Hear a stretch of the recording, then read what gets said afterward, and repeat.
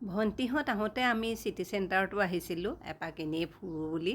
City centre যিহেতু আমাৰ ঘৰৰ একেবাৰে ওচৰতে হয় আৰু ভণ্টি মানে অহা নাছিলে, গতিকে আজি আৰু এনেকৈ ওলাই আহিলোঁ। ভাবিলোঁ তাতে অকণমান ঘূৰি ফুৰি বাহিৰতে কিবা এটা খাই গুচি যাম।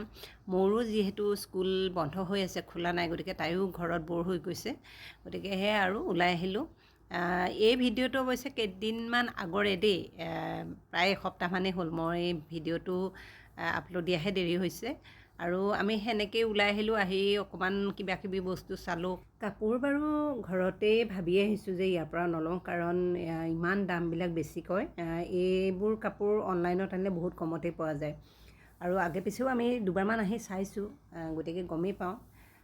এই জিউৱে কিবা ল'ব আৰু আমাৰ মৌ মিনিছেও ষ্ট'ৰত যাম বুলি কৈ আহিছে, গতিকে তালৈকে যাম। কিন্তু সেয়াই আৰু তালৈ আহি থাকোঁতে অকণমান ভিডিঅ' কৰিলোঁ, ফটো দুখনমানো উঠিলোঁ আৰু ভাবিলোঁ আপোনালোককো দেখুৱাওঁ। এয়া এইটো একদম গোটেই খেলা বস্তুৰেই মানে ভৰ্তি হৈ আছে আৰু ইয়াতে।